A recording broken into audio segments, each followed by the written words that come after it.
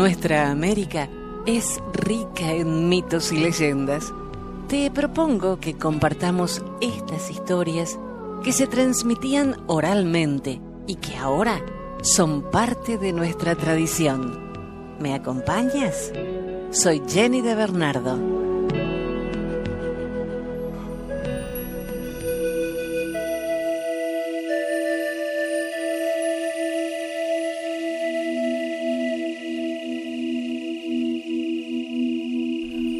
Hola, ¿cómo estás? Hoy voy a hablarte de plantas. Tal vez tenemos más en común con las plantas, los animales y la naturaleza.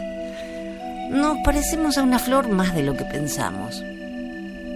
Tal vez no nos parecemos tanto a nuestros celulares, a nuestros trabajos en la ciudad, a las complicaciones propias de la vida en las metrópolis.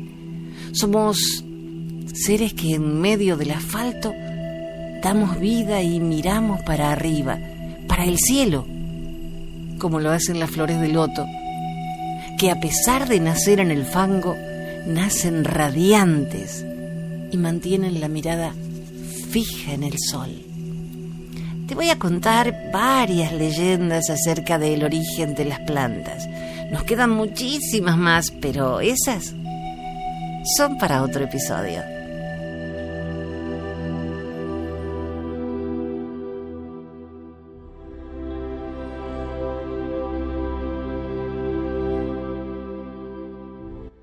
El origen mitológico del yagé es un texto de Oscar Liñán que quiero compartir contigo. Este relato tiene lugar en una tierra mágica, multicultural y multiétnica.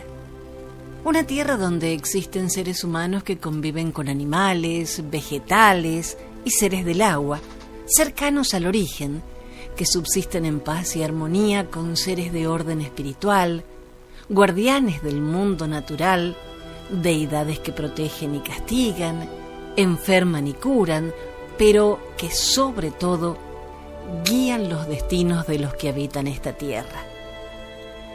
En las entrañas de la selva viven una gran cantidad de espíritus sagrados, muchos de ellos poseedores de poderes mágicos, que son dignos de respeto y devoción por parte de los indígenas.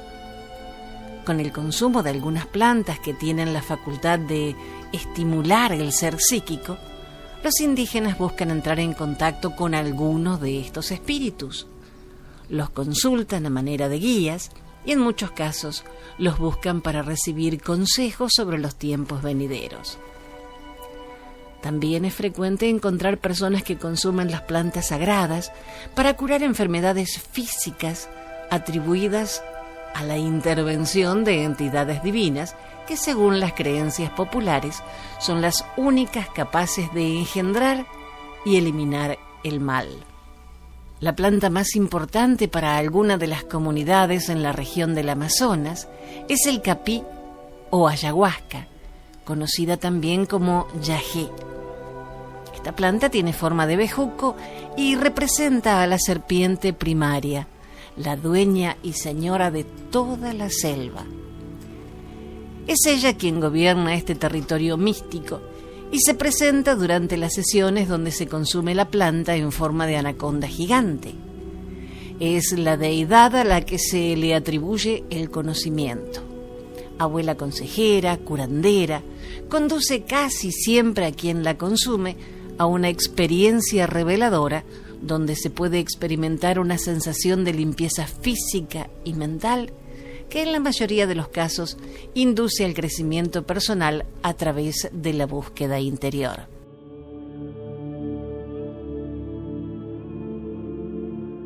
Cuenta el mito que en el amanecer de los tiempos, cuando el mundo era aún muy joven, el gran espíritu del Padre y Madre cósmicos, después de existir, realizó su primer acto, que consistió en crear y dar forma al universo, crear todo lo existente, ubicando sabiamente cada ser celeste en un armonioso orden. Después de realizar su obra, en su infinita bondad, creó a sus 4 primeros hijos, 4 Bunaimadú, palabra que en la lengua amazónica significa hombre sagrado o también hombre de palabra dulce, por la sabiduría de estos seres que según el mito fueron los primeros portadores de las leyes y tradiciones de los hombres. A cada uno de estos 4 hijos, de estos 4 Bunaimas, el espíritu sagrado, el padre de todos los espíritus, les asignó un territorio y les señaló en dirección a los 4 puntos cardinales el camino que cada uno debería recorrer para llegar al lugar en donde habrían de instalar su asiento. También se les asignó una palabra de vida que representaba las enseñanzas sagradas y los conocimientos que con el pasar de los años acabaron por convertirse en leyes. Se les entregó un idioma, un instrumento musical y una forma de tejido, herramienta con la cual podrían fabricar sus propias prendas y así tendrían con qué vestir y con qué distinguirse. El espíritu de vida creó para ellos 4 mujeres, 4 compañeras que serían sus esposas y los ayudarían a salvaguardar el conocimiento recibido y que serían también las encargadas de conservar las tradiciones y de proteger el hogar. Le entregó a cada uno de sus hijos un color. Al primero de ellos le correspondió el color rojo, al segundo el color blanco, al tercero el amarillo y al último el color negro. Y fue este el nacimiento de las 4 razas que pueblan la tierra. Después fueron marchando cada uno hacia el lugar en donde habrían de instalarse y allí procedieron a levantar sus casas. Pasaron los días y el Gran Espíritu les visitaba periódicamente, trayendo nuevos conocimientos y nuevas órdenes. En primera instancia, al hombre de color rojo le entregó el fuego como señal y representación de sí mismo.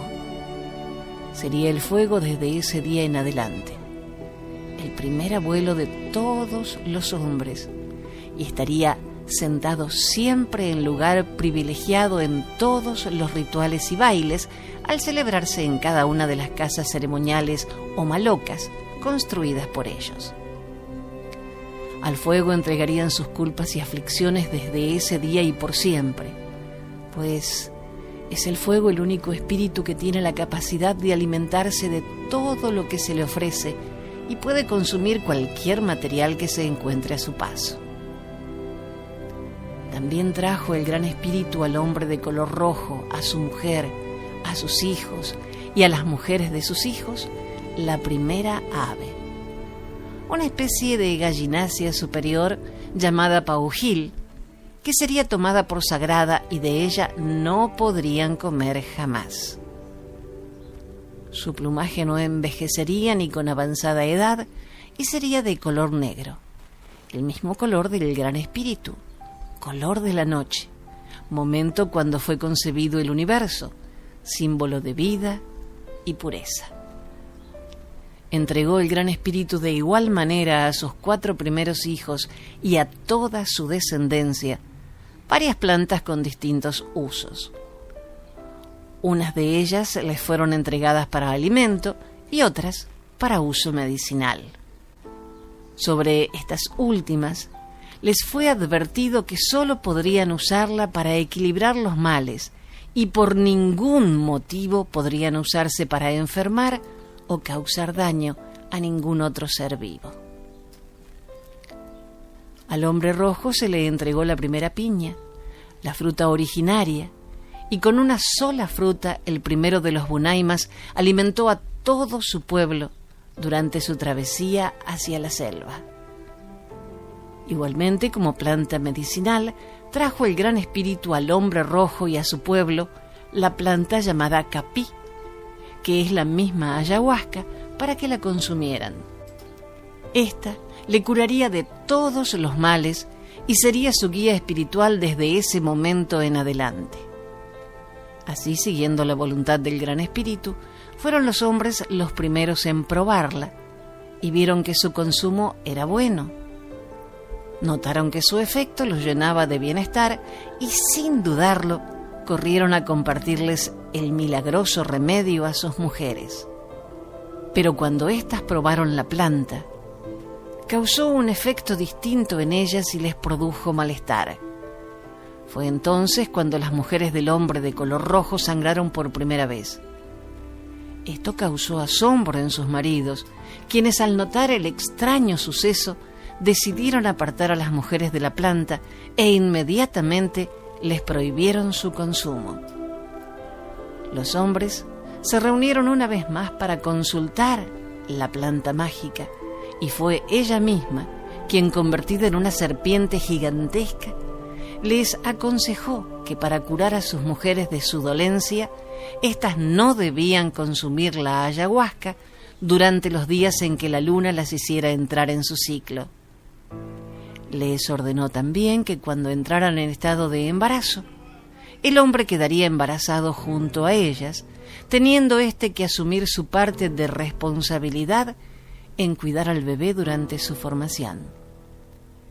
En los primeros días de gestación, el hombre debería comenzar una dieta que duraría 12 lunas, tiempo en el cual debería abstenerse del consumo del yagé hasta que el bebé hubiera nacido y tuviera 3 meses. Durante este tiempo tendría el hombre que practicar la paciencia y dedicarse al trabajo en la huerta. Y así quedó pactada esta palabra, que los hijos del hombre rojo guardarían y respetarían por todo el tiempo que duraran sus días sobre la tierra.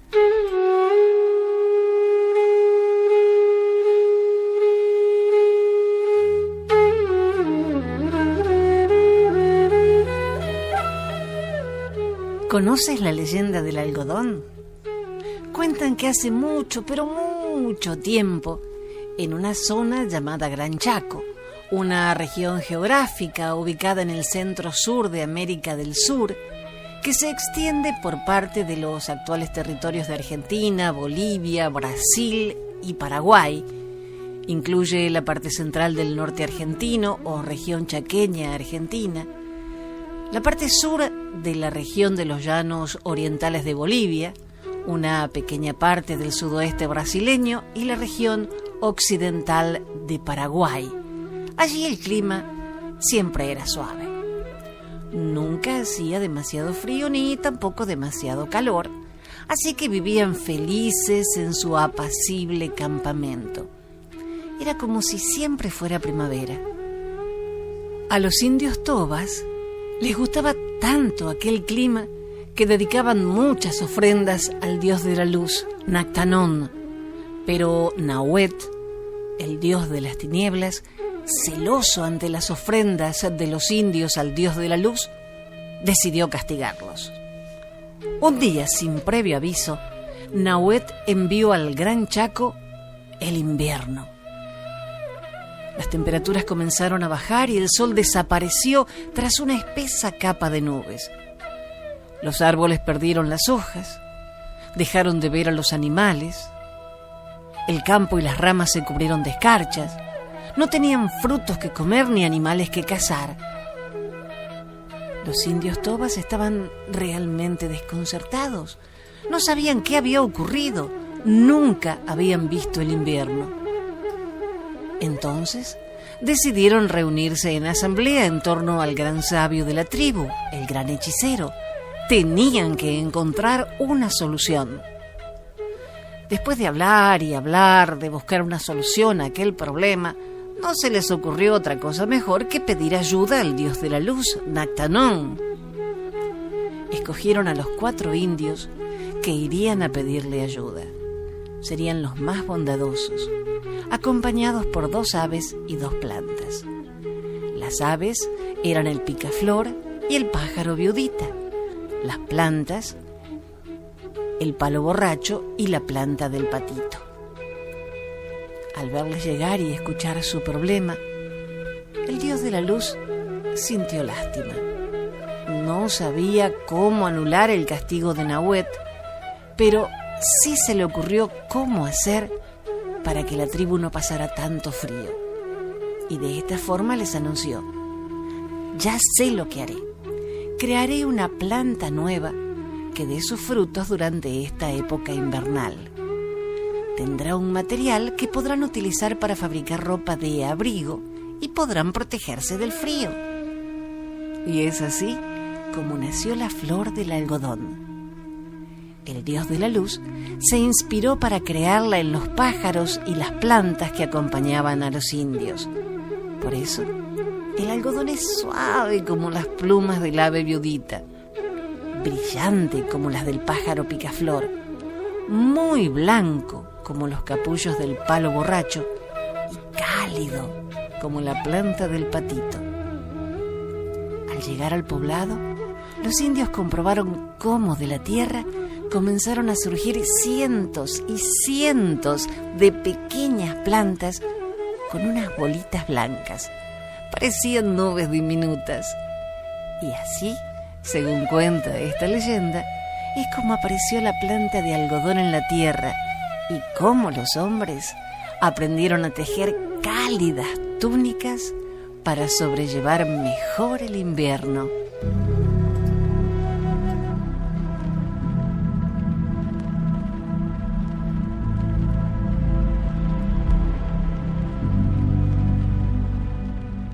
Un relato guaraní nos habla de cómo surgió el girasol. Cuentan que hace mucho existieron dos pueblos hermanados. Estaban situados al pie del río Paraná. Los caciques de ambas tribus se llamaban Pirayú y Mandió. El primero estaba encantado con esta paz entre ambos pueblos. Se ayudaban e intercambiaban cosas constantemente. Pero Mandió pensó que ambos debían unirse y ser un solo pueblo. Pirayú tenía una hermosa hija con la que Mandió se encaprichó. Le propuso a su amigo casarse con ella para unir a ambos pueblos, pero Pirayú le contestó: es imposible, amigo. Mi hija, Carandaí, está prometida al dios Sol desde hace mucho tiempo. Solo vive para él. No deja de admirarle y contemplarle, y los días nublados se entristece hasta el punto que ha llegado a enfermar en algunas ocasiones. Mandió se enfadó mucho y decidió tramar un plan para hacerse con la mano de Carandaí. La chica se temía lo peor y así fue. Un día, la tribu de Mandió se acercó por el río en canoas y comenzó a prender fuego a las viviendas. Ella fue hasta allí para intentar detener aquella locura y el cacique echó sobre ella una trampa que la inmovilizó. «Ya te tengo», dijo orgulloso.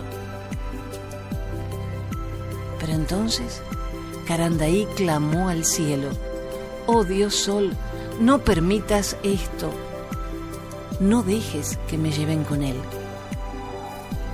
En ese momento, Cuarají, el dios Sol, se lanzó sobre todos con fuerza y rodeó con un intenso rayo de luz y calor a la joven. Todos huyeron despavoridos y Carandaí se transformó en una hermosa flor de tallo largo y grueso y una majestuosa corona amarilla con pétalos brillantes como el sol. Desde entonces, ella busca constantemente al sol durante el día, como siempre, y deja caer su corona por las noches. Y así es como nació el girasol.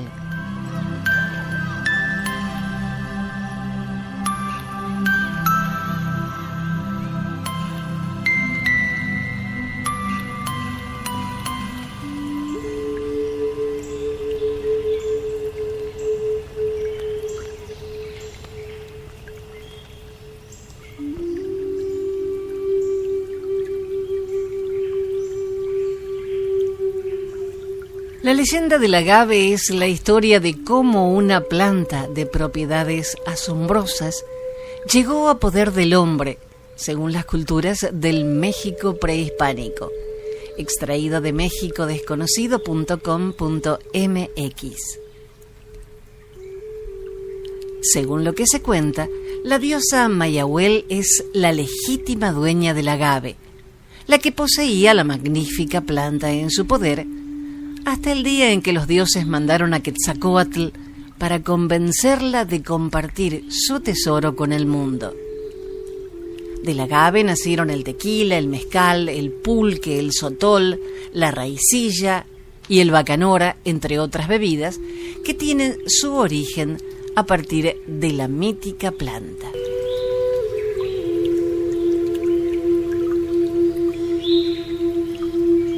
Hace cientos de años existió una hermosa diosa llamada Nayahuel, que vivía encerrada y lejos de la mirada de otros dioses, bajo los celosos cuidados de su abuela.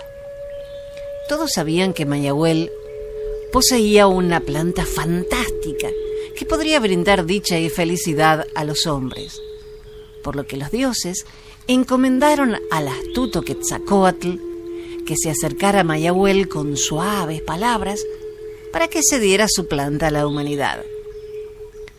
Arriesgándose a despertar la ira de la abuela, Quetzalcóatl se acercó a Mayahuel y por fin la convenció de huir con él. En el camino, los dioses quedaron perdidamente enamorados y lo dejaron todo para vivir su amor eterno.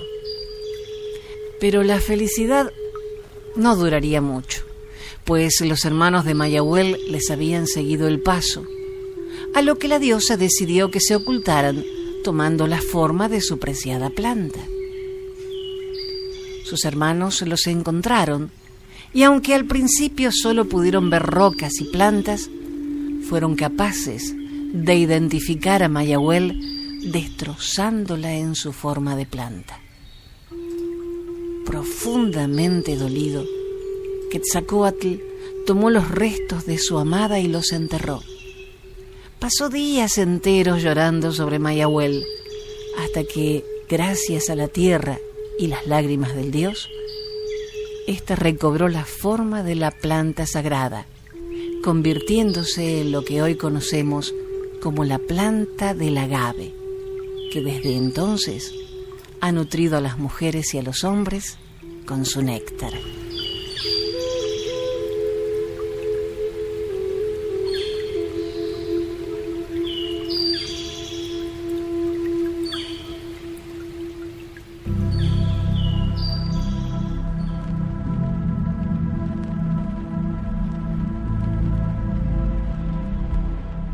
Narra la leyenda que un indígena maya se enamoró de las estrellas, especialmente de las que forman la constelación de la Cruz del Sur.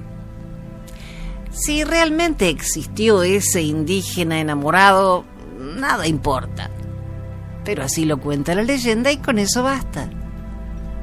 Este hombre se pasaba todas las noches contemplando el cielo nocturno, sobre todo en el mes de mayo. Y has de saber que aunque estaba casado con una india muy guapa, la naturaleza le había negado descendencia, y eso lo entristecía profundamente. Por esa razón, todos los días suplicaba a los dioses que le concedieran la dicha de tener una hija tan bella como las estrellas que tanto admiraba. Y los dioses escucharon sus ruegos. Su esposa al fin quedó encinta y en el mes de mayo dio a luz a una niña primorosa, la cual causó gran asombro porque no tenía la piel morena como la de sus padres, sino más bien blanca, pero pálida. El padre pensó cómo pudo haber pasado aquello. Y entonces comprendió que los dioses le concedieron el deseo de tener una hija tan blanca y bella como las estrellas de la Cruz del Sur. Le contó este secreto a su mujer y ambos quedaron convencidos de que se trataba de un milagro. Le pusieron el nombre de Sac Nicté, Flor Blanca a la niña, que fue creciendo cada día más hermosa, pero también más pálida y enfermiza. Su tez parecía de cera, y todas las noches miraba con nostalgia a los cielos, como si las estrellas algo le dijeran. Cuando llegó a la pubertad, se la veía más triste y débil, y su salud empeoró, ocasionando la alarma de sus padres. Vinieron en su auxilio los mejores curanderos de la región, y todos coincidieron en manifestar su ignorancia respecto a la enfermedad de la pequeña. Comentaban que sus pócimas y conjuros nada podían hacer frente a aquel mal desconocido, por lo que concluyeron que los dioses habían decidido llevarse a la enfermita. Fue así que en el mes de mayo, cuando la Cruz del Sur brilla en su máximo esplendor y la primavera engalana los campos, murió la pequeña Sagnité. Sus padres estaban sumamente desconsolados, pero el hombre soñó que una voz misteriosa le dijo que dejara de llorar, porque su hija ya no sufría, que había sido voluntad de los dioses que regresara al cielo a donde pertenecía, ya que ella era una estrella de la Cruz del Sur que tomó forma humana para cumplir el ferviente deseo del Padre. Y ahora ella refulgía de nuevo en el firmamento, al lado de sus hermanas estrellas. Todo el pueblo y sus padres lamentaron la muerte de la niña y le hicieron un pomposo entierro en el humilde cementerio del lugar. Y se sabe que en el mes de mayo del año siguiente, por sobre la tumba de la niña, nació un árbol que da flores luminosas como las estrellas de la Cruz del Sur. De esta manera, se conoció por primera vez el aroma dulce y misterioso de una flor que en mayo nació en el Mayab. Todos los años florece en el mes de mayo, cuando resplandece en el cielo la Cruz del Sur. Por eso se llama Flor de Mayo el árbol y su flor. Extraído de maravillasdeyucatán.com.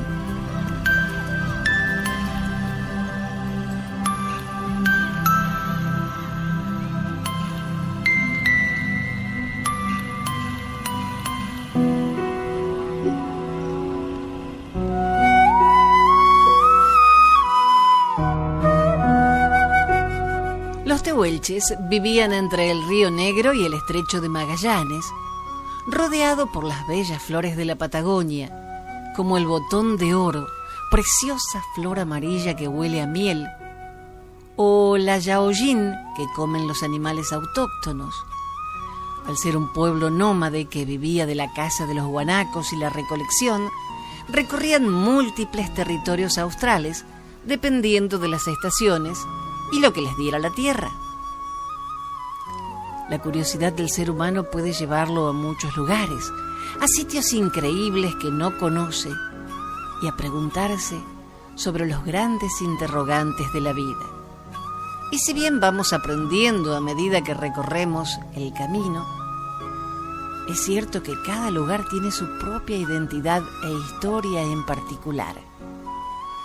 En el caso de la comunidad tehuelche, la leyenda de Cospi cuenta la historia sobre el origen de las flores, qué hubo antes de estas y cómo, en una historia de deseo, encierro y felicidad, vieron la luz por primera vez en los confines del mundo.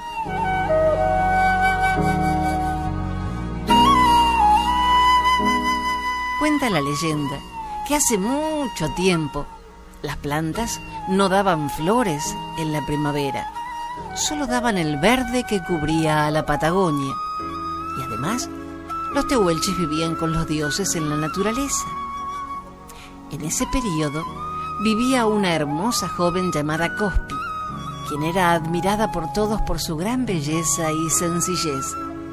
Tenía los ojos grandes y dulces, una cabellera larga y negra digna de admiración, y una sonrisa tímida pero alegre. Cospi tejía mantas y las pintaba como lo hacían todas las mujeres tehuelches. Un día, una gran tormenta azotó el campamento y la joven salió a la entrada del toldo de sus padres para ver la lluvia.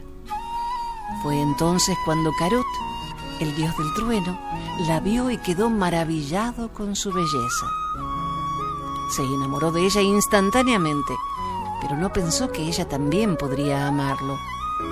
Él era tosco y bruto, y ella delicada y hermosa.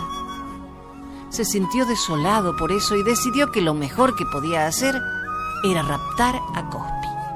Carut agarró a la joven y se fue retumbando por el cielo hasta llegar a la alta y nevada cordillera. Allí la escondió en un glaciar y se fue. Cospi lloró desconsolada por días y su pena empezó a enfriar su cuerpo hasta congelarse y hacerse hielo, convirtiéndose así en parte del glaciar. Cuando volvió el dios del trueno unos días después a verla, no la pudo encontrar y se enfureció al pensar que había escapado. Gritó de ira y desesperación.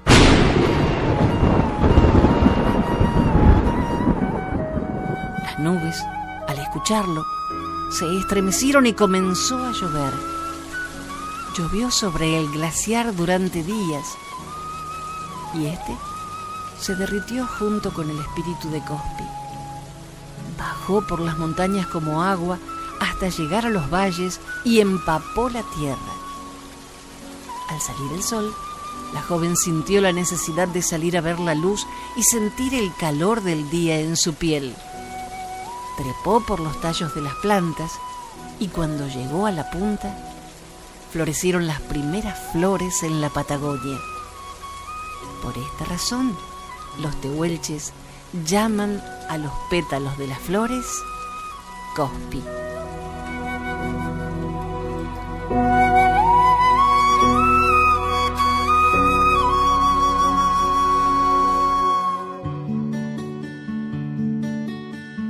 Y hasta aquí nuestro encuentro por hoy, hablando de las plantas y cómo fue su origen, de acuerdo a las leyendas de nuestros ancestros. Gracias por la compañía. Nos encontramos la próxima semana.